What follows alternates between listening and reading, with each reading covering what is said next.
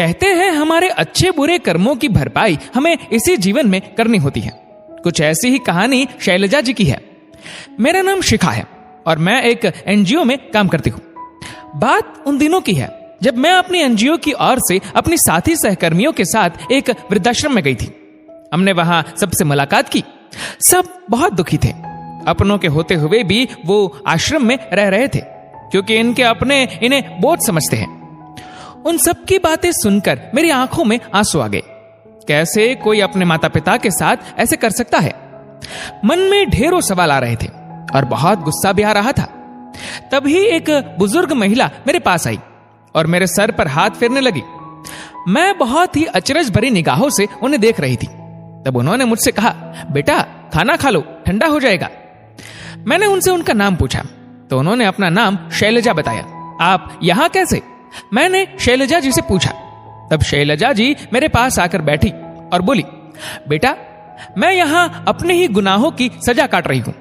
मैं ये नहीं कहने वाली कि मेरे बेटे बहू ने मुझे घर से निकाल दिया, जब मैंने ही अपने माता पिता समान सास ससुर की कभी इज्जत नहीं की, ना उनकी परवाह की, और साथ में एक बेटे को हमेशा के लिए उसके माता पिता से अलग कर दिया।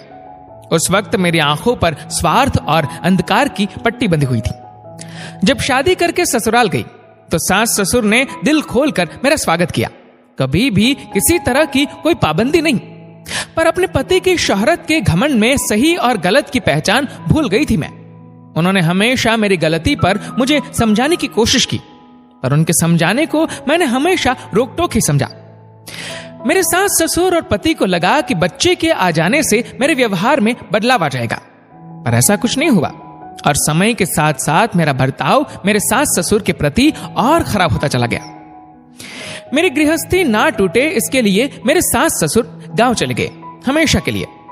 मेरे पति उस वक्त मुझसे बहुत नाराज हुए थे, पर सास ससुर जी के समझाने पर मान गए।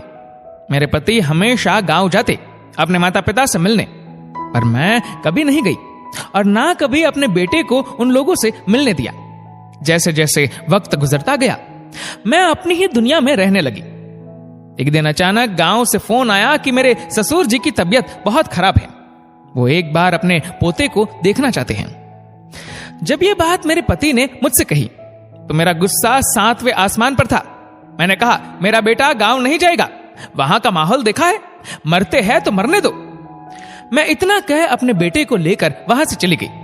मेरे पति अकेले गांव चले जाते हैं। वापस लौटने पे उन्होंने मुझे बताया कि पिताजी अब नहीं रहे और मां ये सदमा सह न सकी, वो भी चल बसी। मैंने कहा, अच्छा हुआ, बला टली। इतना सुनते मेरे पति ने कहा, आज तूने जो कुछ किया और कहा है उसकी बहुत बड़ी कीमत तुझे चुकानी होगी। मैं कुछ नहीं करूंगा, ऊपर वाला है। जिस तरह आज तूने एक बेटे को हमेशा के लिए उसके माता पिता से जुदा कर दिया, एक दिन तेरे साथ भी यही होगा। अच्छे और बुरे कर्मों की सजा इसी जन्म में मिल जाती है। ऊपर वाले की लाठी में आवाज नहीं होती है और उसकी मार का एहसास जिंदगी भर रहता है। शैलजा जी ने एक ही सांस में अपनी जिंदगी की पूरी कहानी शिखा से कह डाली। कहते कहते शैलजा जी की आंखें भर गई। आंटी आप ठीक हो? शिखा ने शैलजा जी से पूछा। हाँ बेटा, मैं ठीक हूं। जानती हो, उसके बाद हमारा रिश्ता सिर्फ नाम का ही था। वो सिर्फ अपनी जिम्मेदारी निभा रहे थे। वक्त गुजरने के साथ सब कुछ बदल गया। बेटे की शादी बहुत धूमधाम से की।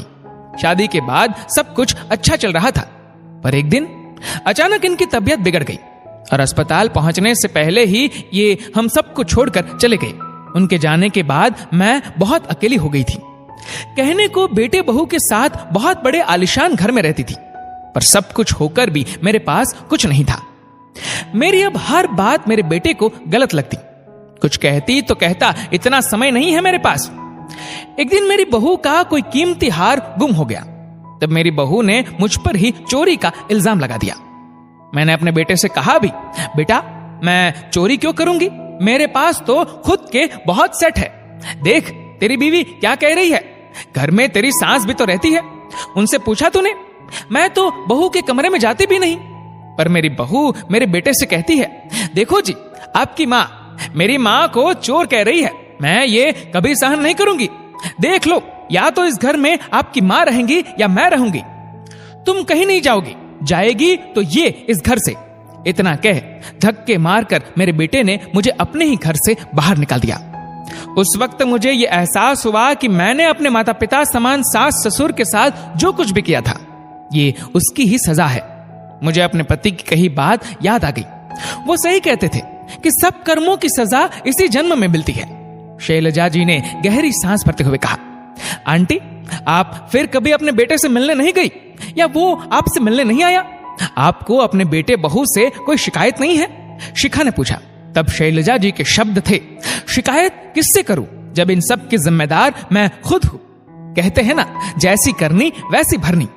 दोस्तों, इस वीडियो को लेकर आपकी क्या राय है? नीचे कमेंट करके जरूर बताएगा। और अगर आपको वीडियो अच्छा लगा हो तो वीडियो को लाइक करेगा, शेयर करिएगा ज्यादा से ज्यादा लोगों तक। और ऐसे ही और भी इंस्पिरेशनल वीडियोस के लिए सब्सक्राइब करें हमारे यूट्यूब चैनल को और फेसबुक पर फॉलो करें हमारे पेज को।